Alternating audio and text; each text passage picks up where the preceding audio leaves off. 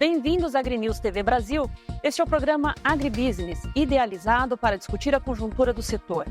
E hoje o nosso programa de estreia é sobre suinocultura brasileira. Nós estamos com 4 convidados especiais aqui para debater esse assunto conosco, online, participando de maneira online. Nós temos o Ricardo Santin, que é presidente da Associação Brasileira de Proteína Animal. Seja bem-vindo, Ricardo. Obrigado, Priscila. Prazer falar com você e os colegas que estão aí, que se vai apresentar na sequência. Nós estamos presencialmente aqui no estúdio com a participação do Alexandre Rosa, presidente da ABEGS, Associação Brasileira de Empresas de Genética Suína. Ele também é diretor da Grosseries Peak. Seja bem-vindo, Alexandre. Obrigado, Priscila. Satisfação estar aqui com você. Também presencialmente aqui o Ricardo Riberal, que é presidente do Sind Rações e diretor da Grosseries Multimix. Muito obrigada por aceitar nosso convite, Ricardo. Obrigado você, Priscila. Um prazer. Remotamente também participando do nosso programa, a gente tem o Jorge Luiz Lima, que é gerente executivo do Sind Carne de Santa Catarina. Jorge, obrigada por dedicar seu tempo aqui para nós. Obrigado, Priscila, aqui em deslocamento, mas junto com você. Nós vamos começar pelo primeiro bloco falando aqui do mercado de suinocultura, sob a visão de cada um. Ricardo Santinho, eu queria começar por você, como presidente da BPA. Como que você está vendo o mercado da suinocultura brasileira? Prazer mais uma vez estar com você, com o Alexandre, com o Ricardo e o Jorge. A gente vê um mercado de recuperação. A suinocultura sofreu muito durante muito tempo aí, problemas de custos, e agora a gente vê pelo lado do custo um determinado equilíbrio. A gente vê também uma certa adequação de pesos, peso de carcaça, peso de vivo, uma coisa um pouco menor, mais razoável e mantendo projeções boas para o mercado de 2024. A gente vê uma recuperação, ela continua sendo forte em volumes, ainda não há uma diferença, uma volta nos valores que foram praticados, mas a gente tem, por um lado, o custo mais baixo e tem o dólar que está ajudando. Então a gente vê um mercado suíno se consolidando um pouco melhor no processo da recuperação, como a gente falou, tendo 2024 como um ano de retomada da suinocultura e seguindo com um crescimento sustentável. Ricardo Riberal, a gente ouviu aqui o Ricardo Santin falando um pouco da questão dos custos que eles influenciaram nos resultados da suinocultura. Como que está a visão do setor do ponto de vista das empresas de produção de nutrição animal? Bom, a gente compartilha com a visão do Ricardo Santin. Realmente a gente teve custos bem altos nos últimos anos e a partir do final do primeiro semestre do ano passado, a gente já começou a ter uma redução considerável dos custos, ajudando bastante o setor. Um ponto bem positivo para a gente analisar é que este ano em si, a gente está com preços bem estáveis, tanto de milho quanto na parte de farelos, que é muito importante na questão da suinocultura, e isso aí vem ajudando bastante o setor. E outro ponto também é que os preços das vitaminas e dos aminoácidos, de uma maneira geral, estão bem estáveis. Então, novamente, a gente enxerga um cenário de custos interessantes, se a gente comparar principalmente com o ano passado, o ano retrasado, mais gritante ainda, mas com custos interessantes para que o setor possa continuar crescendo ainda mais. Alexandre, sob o ponto de vista das empresas de genética, como que vocês estão sentindo o mercado da suinocultura esse ano? Conforme falou o Ricardo Santin também, de fato um período de recuperação de margens por uma menor oferta também, um crescimento menor do que vem acontecendo nos últimos 6, 7 anos. O Brasil cresceu a produção acima de 6% ao ano. É bastante. Talvez, tirando a China, o país que mais cresceu a produção ano a ano foi o Brasil. Tanto pela maior produtividade, pelo mesmo inventário de fêmeas produzindo mais animais, porque o Brasil tem um privilégio, que ele tem um status sanitário muito interessante, é livre das principais enfermidades viróticas, como PIRS e PED e também a peste suína africana, e pelo aumento de peso. A genética hoje ela permite que você tenha uma conversão alimentar bem interessante a pesos mais elevados, e o peso mais elevado também é muito interessante para o abatedouro, para o frigorífico, porque ele otimiza os seus custos fixos. E nós, como entidade, a gente acompanha os alojamentos. E os alojamentos novos, as ampliações, os povoamentos, foram muito pequenos no ano de 2023, ao contrário dos anos anteriores. E o reflexo está agora, que você tem um crescimento marginal e os pesos chegaram num patamar acima de 125 quilos, peso vivo médio, comparado aos Estados Unidos. Para crescer mais é mais difícil. Então a gente entende que a gente vai estar por um período agora de estabilidade na oferta. E eu acho que a demanda se apesar de no mercado interno não estar tão aquecido, porque compete com a carne bovina, no fronte externo a gente tem boas notícias, né? Que são as exportações aí que a gente vem crescendo aí acima de 4, 5% ao ano. Jorge, você enquanto gerente executivo do Sindicarne em Santa Catarina, como que vocês estão sentindo esse termômetro do mercado da suinocultura por aí, enquanto estado maior exportador e maior produtor de carne suína? O mercado da suinocultura brasileira é um mercado que vem crescendo, é um mercado que vem se consolidando, é um mercado que tem buscado abrir novas fronteiras para a carne suína brasileira, vem se desenvolvendo nos últimos 40 anos de maneira muito efetiva, crescendo de maneira orgânica, tomando os cuidados necessários para mantermos sempre, em primeiro lugar, a nossa sanidade por aquilo que conquistamos, e é isso que nos abre mercado. O mercado brasileiro tem buscado trazer ao consumidor, tanto no Brasil quanto fora do Brasil, o melhor produto, aquilo que nós temos de melhor, com um preço extremamente acessível, produto de qualidade, um produto que hoje é a proteína mais saudável que nós temos aí disponível no mercado. É um mercado que nós temos olhado com muito carinho, que as agroindústrias têm investido muito, têm investido no campo, têm investido dentro da indústria, têm investido em tecnologia, tem mostrado para o mundo o que tem feito em critérios ambientais, aquilo que tem feito de melhor para o mundo em uso de energias alternativas, a energia elétrica. Então, esse é um conjunto de ações que são feitas pelas agroindústrias, pelos produtores, pelas entidades estaduais e a entidade nacional, que é a BPA, e que traz, sem dúvida, a segurança de que estamos colocando, tanto no mercado interno quanto no mercado externo, um produto de excelência aos nossos consumidores. Nós não temos dúvida alguma disso e sem dúvida alguma, nosso grande desafio é a manutenção disso por longos anos dentro desse nosso estado sanitário. Bem, nós vamos passar agora para falar um pouco sobre o mercado externo e eu quero começar com você, Alexandre. Como que você tem visto o comportamento do mercado externo para a suinocultura? Você falou um pouco sobre isso no primeiro bloco. Se você puder detalhar um pouco mais a visão de vocês, que vocês estão sentindo enquanto a Banks. Bom, obviamente essa aí é a área do Ricardo Santin, mas a gente tem visto os números, né? O Brasil, no início dos anos 2000 aí, foi altamente beneficiado pelas compras da Rússia, que a gente começou a crescer, chegamos lá a 600 mil toneladas, e depois, na sequência, a China foi aparecendo, e o episódio de peste suína africana em 2018, que foi ter reflexos em 2019, 20 e 21, nos beneficiou também. O Brasil tem uma carne de alta qualidade, né, e também é bastante competitivo em termos de preço. Então, a China, que chegou a representar aí mais da metade das nossas exportações, junto com Hong Kong, caiu a participação, mas felizmente a gente conseguiu aí um ótimo trabalho de ABPA e das agroindústrias aí desenvolver novos mercados, novos países ali, tanto do Sudeste Asiático como Filipinas, Vietnã, mesmo Chile, que passou a comprar mais, Japão comprando, começando com Canadá e México também, porque eu acho que a Europa vem sofrendo muito com produção, muitas restrições da sociedade, de bem-estar animal, da parte ambiental, muitas regulamentações e até alguns países com incentivos para saírem da atividade de alguns produtores. No Canadá, a mesma coisa.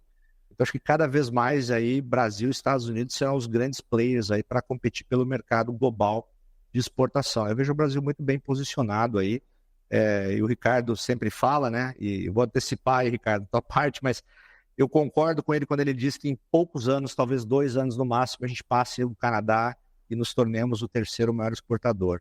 É uma questão de pouco tempo. Ricardo, eu queria fazer uma pergunta para você agora, relacionada às receitas que as exportações do mercado de suínos têm gerado, né? Essa receita em dólares, o crescimento dela não é proporcional ao crescimento em volumes. Esse é um cenário que vai permanecer por esse ano de 2024? Eu não vejo eu vejo um processo de recuperação. Priscila, quando veio, próprio complementando o que o Alexandre disse, só a Europa nos últimos anos deixou de exportar mais de 2 milhões de toneladas.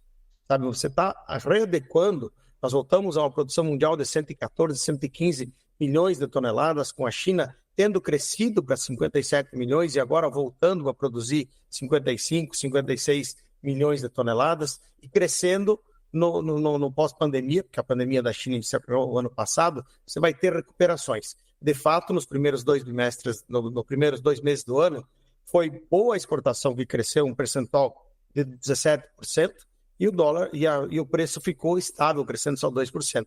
Mas quando eu olho no passado, eu vejo o dólar, primeiro, o dólar agora está um pouco mais alto e a gente tem recuperação. Aquilo que o Alexandre falou, a Rússia antes tinha um preço bastante alto, depois veio a China, deu explosão de preço, agora ela está readequando e quando você volta, é aquela história, ele estilinga um pouco o preço, depois ele baixa e agora começa uma reacomodação. Mas há um dado muito importante, nós estamos abrindo muitos mercados. Quando a gente abre muitos mercados, e aqui eu quero agradecer o ministro Fávaro, o secretário Perosa, o secretário Goulart, e todos, o MIDIC, o MRE, a Apex, o trabalho que a BPA tem feito muito aqui com o diretor Luiz Rua, eu mesmo, a gente viajando, nós abrimos México, que é o maior importador de carne suína do mundo, fechou agora temporariamente, mas vai abrir, sabe? Canadá já está consolidado, tem uma série de trabalhos, recebemos a visita da China para declarar Rio Grande do Sul e Paraná e Acre livres de febre aftosa sem vacinação, podendo vender carne com osso e também miúdos. Fizemos isso com a Coreia, estamos trabalhando no Japão, então tem um ambiente que melhora. Veja que a China antes representava 54% das nossas exportações, hoje representa 32%. Então, esse processo de adequação, me parece que agora ele não vai seguir o ano inteiro. E nós temos um outro ponto positivo. Quem está aqui há mais tempo, e o Ricardo e o Alexandre e o Jorge sabem disso, nós andávamos historicamente com 14 quilos per capita de consumo interno.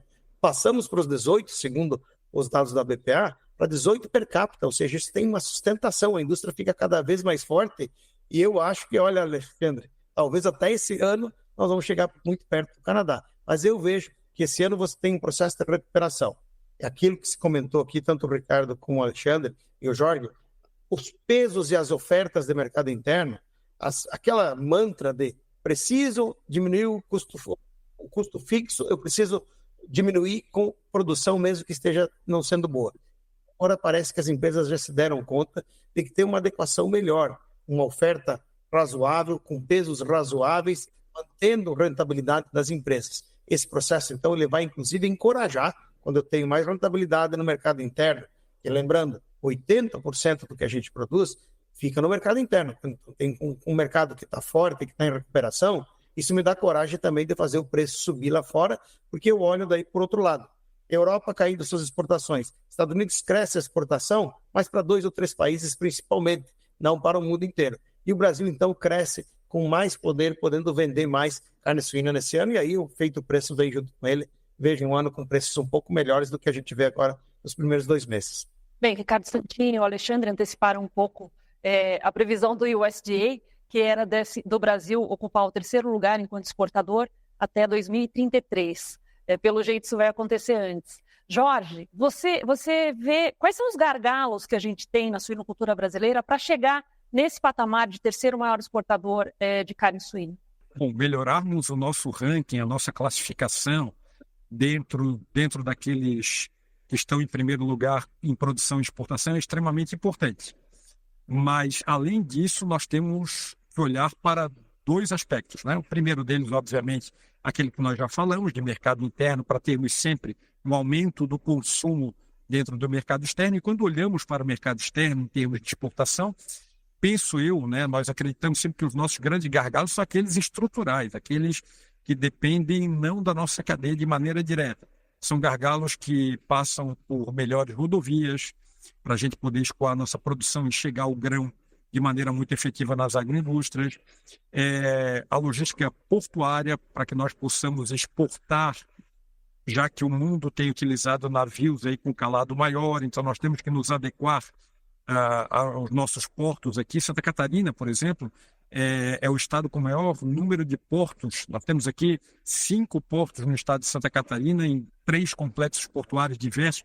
Então, nós temos que ter um investimento, aí, seja do Estado, seja do governo federal, na infraestrutura portuária, na infraestrutura aeroportuária também. Nós temos que ter a possibilidade de termos uma logística efetiva através do transporte aéreo, não, obviamente, de animais acabados, mas por vezes de produtos e de material genético de maneira muito efetiva.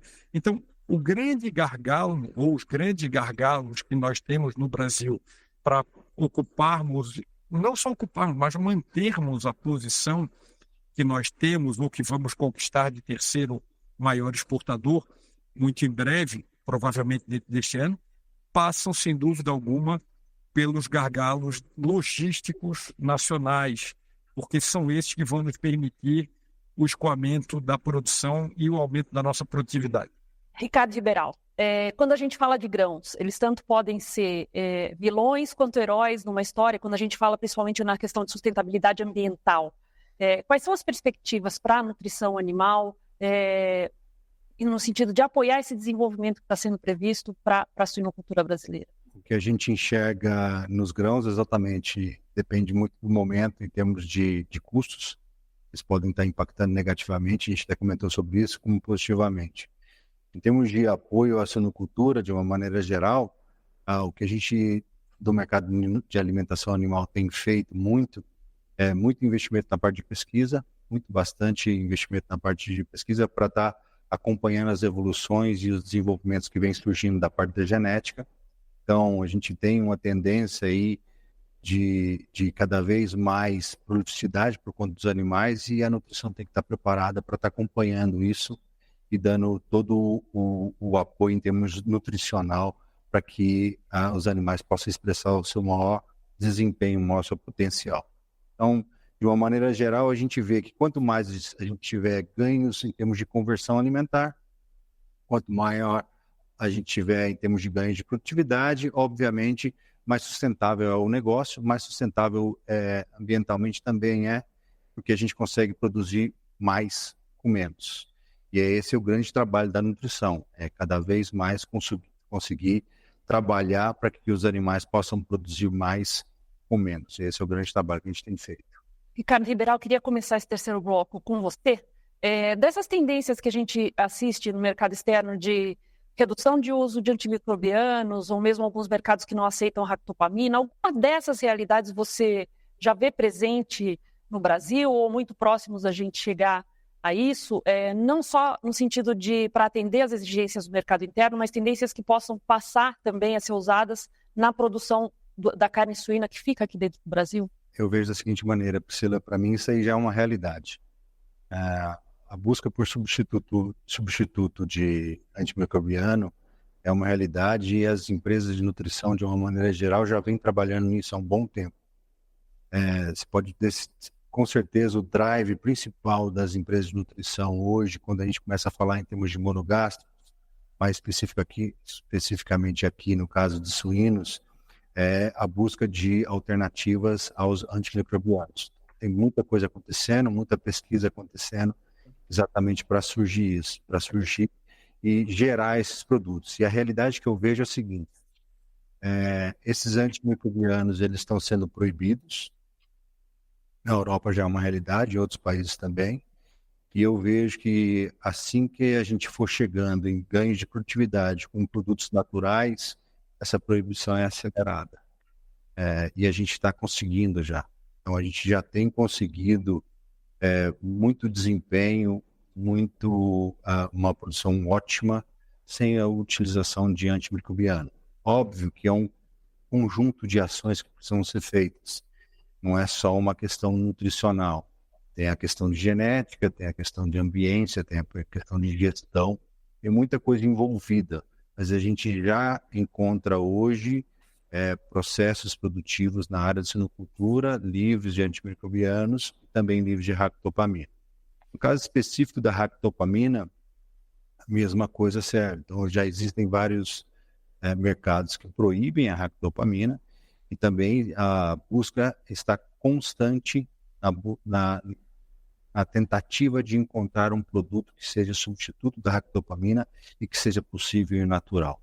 Então, exatamente para poder buscar todo o potencial na fase final do animal, que a gente já está vendo isso através de própria evolução genética, mas o que a gente puder fazer como nutrição animal, através de aditivos naturais, para que a gente possa potencializar ainda mais esse ganho, está sendo feito. Então, eu acho que tem muita pesquisa que está acontecendo nessa linha. A gente já está encontrando muitos substitutos, tanto na parte de fitogênicos, nas partes das enzimas. Acho que tem muito estudo acontecendo e eu acho que a gente está no caminho certo e logo, logo a gente vai chegar em uma solução sem antimicrobiano e sem ractopamina. Ricardo Santin, pelo que foi dito, o caminho já está traçado, né, para a gente alcançar essa posição de terceiro maior exportador de carne suína. Qual é a lição de casa que não pode deixar de ser feita pela suinocultura brasileira? Primeiro, a gente tem que ter a parcimônia de fazer uma produção não olhando invenção do futuro, expectativas exageradas. O fato de ser terceiro ou quarto não faz muita diferença para nós. É lógico que ficamos felizes em comemorar essa posição, mas nós já somos protagonistas do mundo. Primeiro de frango, primeiro de boi, quarto de suíno, quarto de tilápia, e vamos passar para terceiro de suíno provavelmente esse ano. Eu vou te contar aqui, não é nem em 2033. O Canadá, e esse ano talvez também nós tenhamos a surpresa dos Estados Unidos ultrapassar a Europa como maior exportador. Estados Unidos está prevendo o USDA uma exportação de 3.116.000 toneladas, e a Europa 3.100.000. E para o Canadá e Brasil, o USDA prevê que o Canadá vai exportar em 2024 1.310.000 e o Brasil 1.300.000. Mas na minha visão, com República Dominicana, como falou o Jorge, falou o Riberal e o Alexandre, né, Dominicana, México, Canadá, uma série de outros mercados que estão vindo, Coreia do Sul, que é o principal destino, um dos principais da Europa, tendo tarifa zero por mais um ano, a gente vai ter um empuxo que eu acho que até o final do ano nós já seremos o terceiro maior exportador de carne suína. Mas o mais importante é que a gente não tenha muito ufanismo, que a gente faça a produção dentro do tamanho normal, atendendo o nosso principal cliente, que é o brasileiro, que a gente consiga com consistência e sustentabilidade conquistar esse terceiro lugar e permanecer com rentabilidade das empresas. Que as empresas possam ter esse momento de um pouco de baixa de custo, de melhora, de retomada de preços internacionais e estabilidade no mercado interno, consigam fazer. O caminho, na verdade, Priscila, é não sonhar demais, sonhar bem, sonhar junto com todo mundo, mas fazer o que a gente está fazendo até agora. Cuidar com a sanidade, cuidar com investir em genética, investir em bem-estar dos animais e das pessoas que cuidam dos animais, estão nas nossas plantas frigoríficas, para a gente seguir mostrando ao mundo que nós podemos fazer muito com muita sustentabilidade.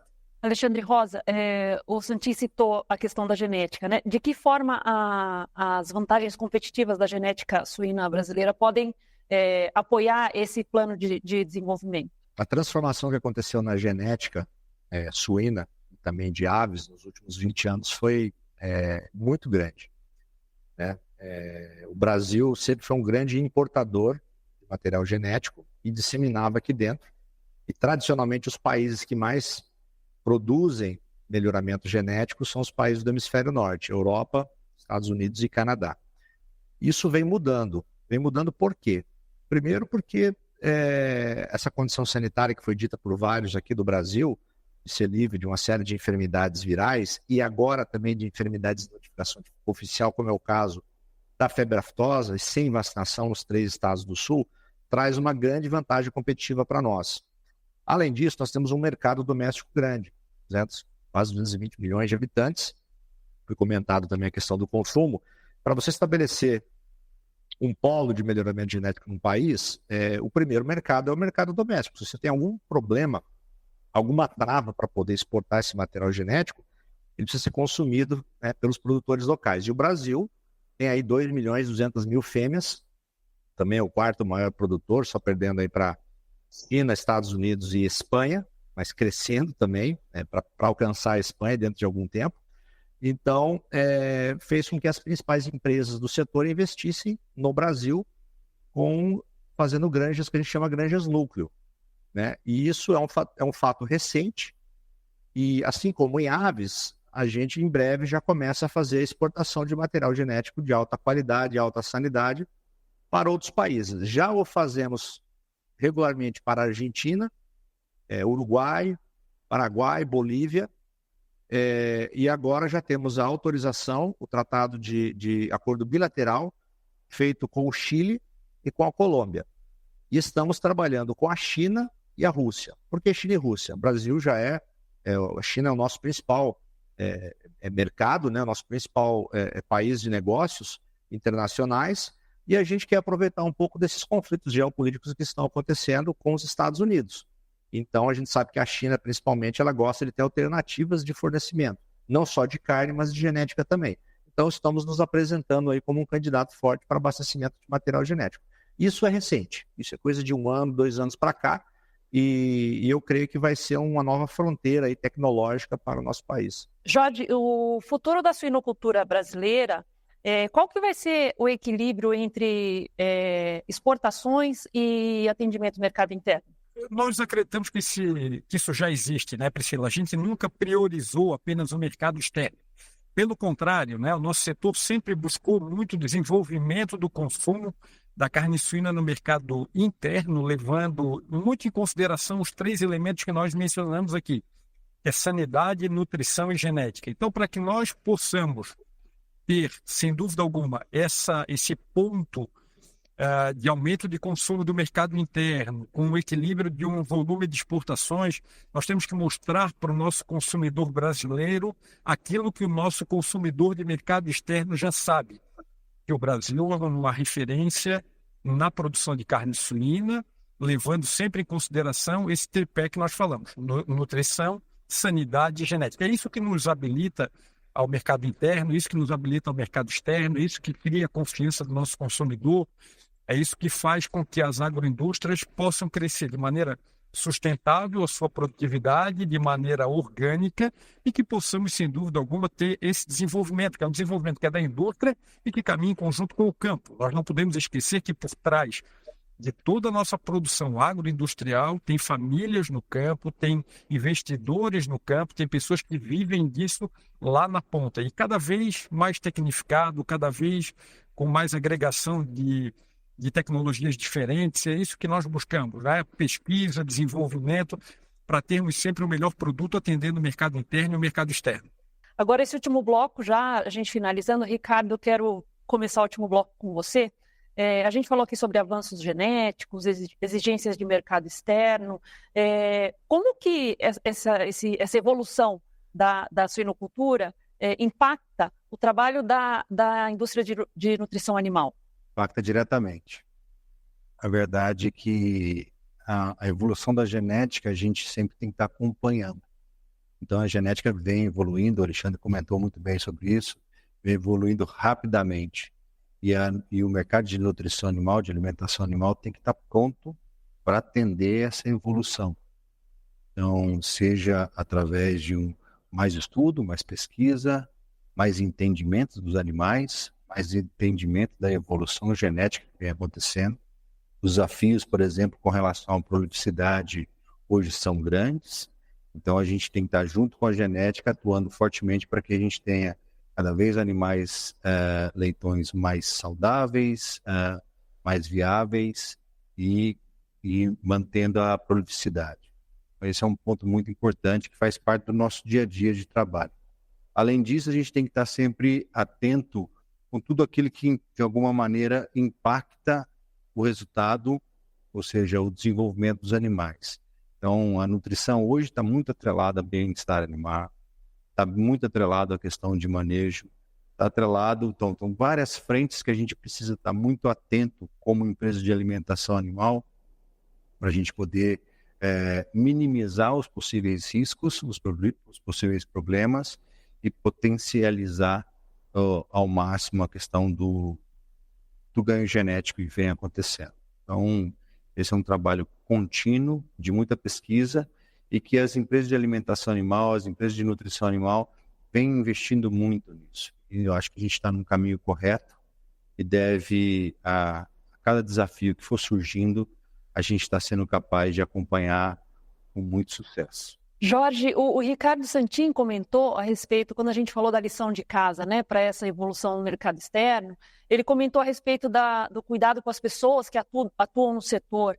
Eu queria que você falasse um pouco para a gente sobre a questão de formação de mão de obra, mesmo nas academias, como que o setor vem assistindo esse cenário de formação de profissionais, se isso é um desafio, isso vem sendo discutido no setor?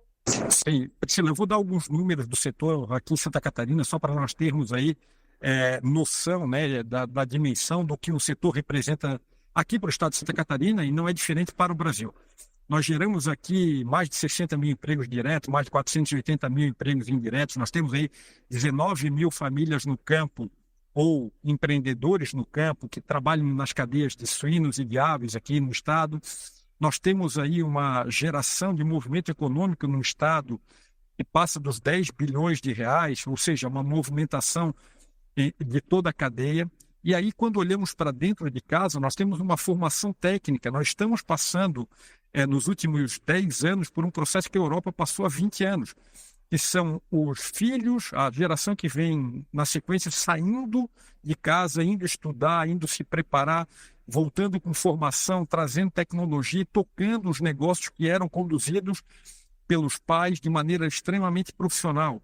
Hoje, um produtor de suíno, um produtor de aves, um produtor de proteína animal, ele sabe fazer os cálculos, ele sabe quanto isso gera para ele de benefício, quanto ele precisa, como que ele investe, qual é a melhor tecnologia que ele vai colocar.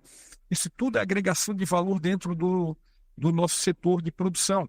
E nós temos, sem dúvida alguma, enquanto setor, enquanto agroindústria, nós temos investido na formação dos nossos profissionais que estão a campo, nós temos investido na formação dos nossos profissionais dentro da indústria, nós temos feito parcerias extremamente importantes e estratégicas com órgãos como a Embrapa Aves e Suínos, aqui em Concórdia, aqui em Santa Catarina, que nós temos desenvolvido com isso projetos extremamente relevantes que se pulverizam pelo Brasil todo.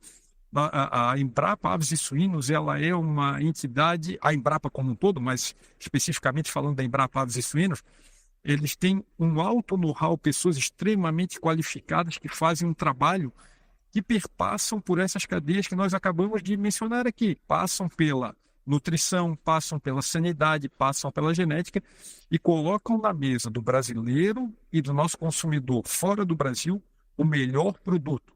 Veja, nós tivemos um desenvolvimento genético na suinocultura há 20 anos para atendimento do mercado europeu. O mercado europeu buscava naquela oportunidade um produto, um suíno com menos gordura. Nós conseguimos desenvolver geneticamente esse suíno com mais carne, com menos gordura na sua composição para atender mercados. Então, é esse trabalho de excelência que a Embrapa faz em conjunto com as agroindústrias, fomentado por nós, né, entidades do setor, a BPA, a Sindicarne, a CAV e as entidades estaduais dos demais estados. É isso que nós buscamos, qualificação, para termos, como eu disse antes, o melhor resultado possível, o melhor produto possível na mesa do nosso consumidor. Alexandre Rosa, você comentou um pouco no bloco anterior a respeito da exportação de genética suína, né? A busca de novos mercados, ainda existe um certo... o volume de importações de genética é maior no Brasil, né, do que o volume exportado, ou seja, existe um potencial de abastecimento grande aqui do mercado interno. Os investimentos vêm sendo feitos, né, como a Gênesis, que foi inaugurada recentemente. Quais são as perspectivas que vocês têm, de maneira mais prática, assim, em números, talvez, para esse futuro?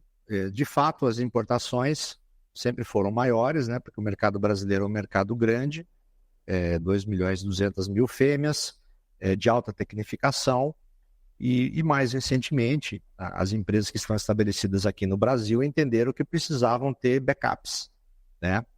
Por exemplo, quando você tem um conflito como esse de Rússia e Estados Unidos, a Rússia de repente não quer mais receber dos Estados Unidos, o Brasil tem uma relação muito boa. Então, essa é uma das ideias de ter produção de material genético no Brasil também, para você atender todos esses mercados. Tem que ter acordo bilateral, assim como de carne também. Ou seja, a gente quer exportar, mas também poderia importar. Obviamente que alguns mercados não vai ter importação de material genético, porque para concorrer conosco seriam Estados Unidos, Canadá e alguns países da Europa, tipo Dinamarca, Holanda, talvez uma França. Mas nós estamos acelerando esse processo. Os investimentos têm sido grandes aqui, né? O projeto da Gênesis é um projeto não só grande em tamanho, mas também em modernidade.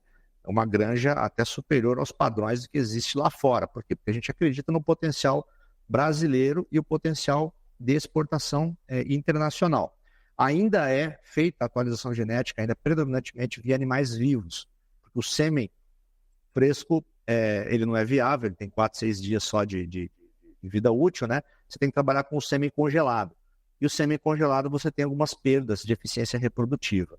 Existem pesquisas já avançando na área de embriões, né, que, por exemplo, é possível já em bovinos, para que a gente possa fazer esse link, essa atualização genética de outros países de uma maneira mais eficiente e mais econômica. Porque o animal ainda tem uma questão complexa de frete, de peso e de restrições também. Tem que ter quarentena na origem, tem que ter quarentena no destino. Então fica algo bastante complexo. Já estamos conversando com empresas grandes na área de cargo aéreo para que a gente possa atender, por exemplo, Rússia e China. Deve ser feito através de escalas em alguns outros países para poder chegar nesses mercados. Mas já existe interesse muito grande, porque as duas primeiras perguntas que eles fazem como é que é a sanidade e como é que é o nível genético.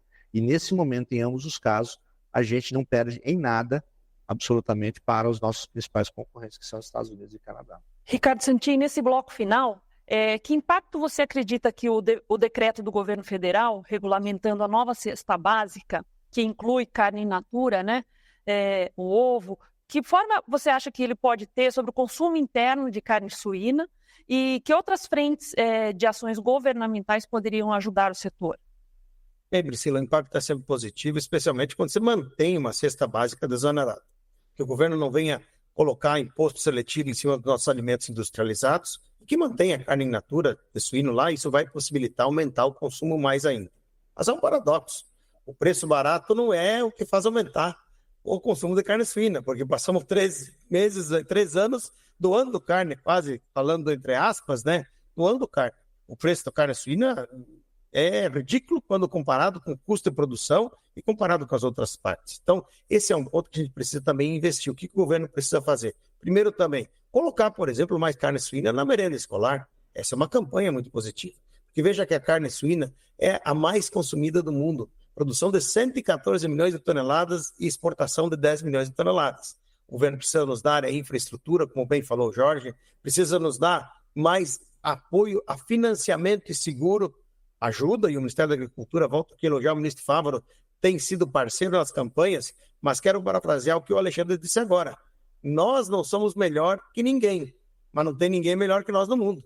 Então o governo tem que entender que essa carne que a gente faz aqui, ela é muito saborosa e muito boa. A gente tem que fazer campanhas, como por exemplo, estou fazendo agora, no dia 20 de abril, vou participar da Expo Churrasco com o presidente do CIPS lá, conhecido como o Beto Dalibem, o José Roberto Goulart, e o Eduardo da Asgave, onde nós vamos no Festival Internacional de Churrasco, 20 de abril, lá no Rio Grande do Sul, que concorre a um prêmio do melhor churrasqueiro do mundo, lá que tem no Texas. Vamos fazer uma barraca só de churrasco de carne suína e carne de frango.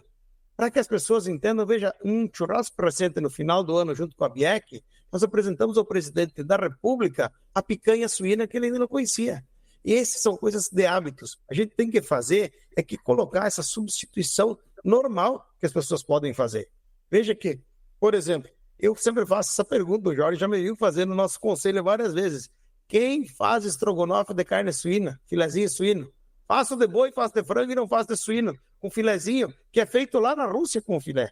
Às vezes é uma explicação. Então nós vemos hoje, além da cesta básica, que vai ajudar, a gente vê muitas empresas possibilitando mais cortes. A gente tem um matambrito novo que entra no mercado, a gente tem a sobrepaleta, coisas que já vêm temperadas, como nossos associados colocam para a população. Eu acho que isso é o que é um ponto. A cesta básica nesse ponto vai melhorar, vai aumentar, e por isso que eu digo, nós vemos um 2024 positivo, desde que o governo mantenha também o imposto seletivo longe dos alimentos. Alimento não pode ter imposto seletivo.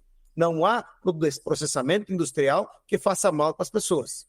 Ela só é diferente na sua essência, tendo mais processamentos. Então, a carne in natura está na cesta básica desonerada total. Os outros alimentos que sofrem processamento deveriam também ser desonerados em zero ou, no máximo, ter o imposto reduzido, mas nunca ter imposto seletivo com base em possíveis prejuízos. Carne nunca faz mal. O que faz mal para as pessoas é não comer. E aí, nesse sentido, a cesta básica vai ajudar. Quando a gente sai com a carne in natura, eu quero aqui homenagear o presidente Pedro Lupion, da Frente Parlamentar da Agropecuária, e na pessoa dele, todos os parlamentares que trabalharam e ajudaram nesse processo, para a gente manter essa manutenção da carne na cesta básica, do suíno, do bovino e de frango, peixe e outros, foi um ganho da Frente Parlamentar, deixando aquela tal de cesta básica estendida para fora, mantendo essa desoneração. Por isso eu vejo isso muito positivo. A gente tem que trabalhar, o governo pode fazer, e é o que nós vamos fazer, Priscila, que você vai estar com a gente lá no CIAVES, agora de 6 a 8 de agosto, aqui, discutindo e mostrando para as pessoas também, mostrando que a gente pode colocar que a carne suína pode ser substituta de muitas outras coisas, sem prejudicar. Fazer como vamos fazer agora, dia 20, lá na Expo Churrasco, um churrasco colorido, onde eu coloco o suíno em igualdade, porque são carnes todas saborosas que levam nutrientes essenciais. Então, é positiva essa manutenção da cesta básica e, na nossa visão da BPA, junto com as empresas e as entidades estaduais, estamos trabalhando para que ela seja estendida para todos os alimentos, inclusive os processados, da alíquota zero, para a população poder comer mais. Obrigada, Ricardo. Jorge, eu queria te convidar para a gente fazer as considerações finais. Você tem algum recado especial para o pessoal que está acompanhando o nosso programa? O recado especial é que as pessoas confiem no produto que nós temos, as pessoas passem a consumir muito mais carne suína na sua mesa. É extremamente saudável. Hoje é a proteína mais saudável que nós temos, com maior valor nutricional, com um custo extremamente acessível. Santa Catarina se orgulha muito de ostentar essa posição de grande produtor, primeiro produtor e primeiro exportador, mas quer que os outros estados cresçam junto, nós queremos que todos consumam mais carne suína no nosso mercado interno, nós queremos atender muito mais o mercado interno. Então esse é o nosso recado, podem confiar, porque hoje o que nós falamos aqui é exatamente disso, perspectivas de mercado atual e, sem dúvida alguma, nutrição, sanidade e genética que trazem esse produto de qualidade que nós temos. Muito obrigado, Priscila, pela oportunidade de nós podermos debater esse tema que é essencial para a produção suína no Brasil e essencial para a alimentação mundial. Jorge, muito obrigada por aceitar o nosso convite. A gente se encontra por aí nos eventos. Ricardo Ribeirão, qual a mensagem que você deixa para as pessoas que estão acompanhando o nosso programa? Bom, antes de agradecer, Priscila, pelo convite, agradecer também ao Ricardo Santin, ao Jorge, ao Alexandre, compartilhar aqui com a gente esse bate-papo. Meu recado central é confiança. A gente está no caminho correto, ele é trabalhoso, ele é todo dia, a gente tem que levantar, e trabalhar e fazer acontecer. Nada vem de graça e a gente tem que estar certo de que, fazendo o que a gente tem feito, a gente vai alcançar o sucesso que é tão pretendido. O mercado suíno tem melhorado bastante. O ponto mais importante que eu vejo é o aumento do consumo, ou seja, a gente aumentou o consumo em um período curto de tempo e eu vejo que vai aumentar ainda mais o consumo de suíno, da carne suína, e aí com isso a gente só tem a continuar acelerando as principais ações que a gente precisa fazer para que o setor de suinocultura cresça cada vez mais de forma sustentável. É isso que eu vejo. Muito obrigada, Ricardo. Alexandre, qual o seu recado final para os nossos telespectadores? Bom, primeiramente agradecer aí a oportunidade de estar com todas essas feras aí que entendem da suinocultura brasileira, agradecer o convite eu aí. O meu recado é o seguinte, eu acho que o Brasil nunca teve tão bem posicionado em termos competitivos na produção, eu não vou falar só de suínos, mas de carnes, sem falar em grãos, obviamente, como está agora. Tá? Isso vem sendo construído ao longo de décadas. A gente sempre, infelizmente, foi prejudicado por protecionismos de alguns grandes concorrentes nossos lá fora, mas a complexidade de produzir uma carne, vamos lá, saudável, segura, de qualidade, a um custo competitivo, cresceu essa complexidade. Né? Nos últimos 6 anos, a gente viveu alguns fatos aí que nunca aconteceram antes na história da suinocultura. Você teve a China, com a peste suína africana, que dizimou metade daquela produção, estamos falando de quase 40 milhões, que é para 20 milhões de matrizes, e acabou com a suinocultura, praticamente acabou com a suinocultura que a gente chama de fundo de quintal ou extensiva. E criou-se uma nova suinocultura que a gente conhece, que é a tecnificada. Isso acontece uma vez na história e não vai acontecer mais. As pressões fortes na Europa e começando a aparecer também no Canadá e nos Estados Unidos, né? O Canadá só vem reduzindo o plantel de fêmeas, assim como Alemanha, Dinamarca, Holanda, Estados Unidos caiu 300 mil fêmeas agora também. Os únicos 2 países que cresceram seus plantéis, que são países de referência no mundo, foi a China, mas na verdade não foi um crescimento, foi uma recuperação do que ela perdeu, e o Brasil. Agora, nós vamos passar agora por um período das coisas se acomodarem, de estabilidade. Por quê? Porque nós criamos barreiras de entrada. E é o que eu sempre falo, para quem está dentro da atividade, a barreira de entrada é uma boa notícia, porque você cria desafios para novos entrantes. São eles a parte ambiental, a complexidade tributária que a gente enfrenta, os custos de você construir granja, o capital, custo do capital, e não falamos muito aqui, mas a questão do fator humano. Porque são novas gerações, você começa a ter uma complexidade. Então é o momento da gente olhar para dentro. Para mantermos a nossa eficiência, né, a rentabilidade vai vir a partir de ganhos marginais. E aí, claro, a genética ajuda, a nutrição ajuda, a sanidade, mas o fator humano passa a ser muito importante, porque ainda é muito importante a questão da gestão humana dentro das nossas propriedades. Então vamos passar por uns anos agora aí de olhar para dentro de casa, para manter essas eficiências e até crescer elas. Mas eu acho que é um momento muito favorável para a nossa suinocultura. Muito obrigada, Alexandre.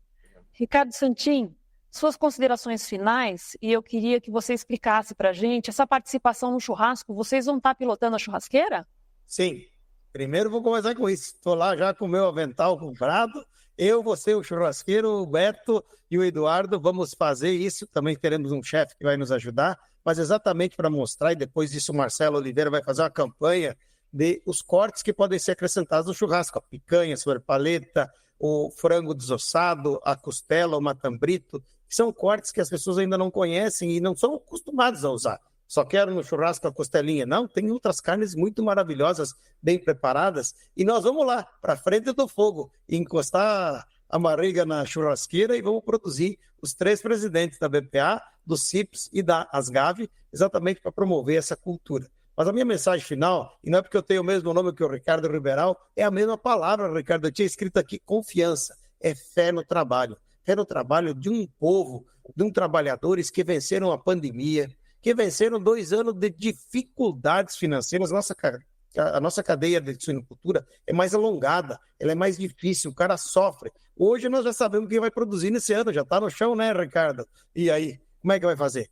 As empresas, as pessoas, os nossos produtores mantiveram a fé no trabalho, não deixaram nem durante a pandemia e nem na crise de produzir e colocar comida na mesa dos brasileiros. Por isso que essa é a minha mensagem que tem a ver com o que o Alexandre falou agora, e nós estamos, quando eu olho todos os elementos que tem, a gente tem terra, água, tem insolação, tem grãos, mas tem mais do que tudo um povo vocacionado a produzir alimento, que agora cada vez mais toma confiança do mundo inteiro.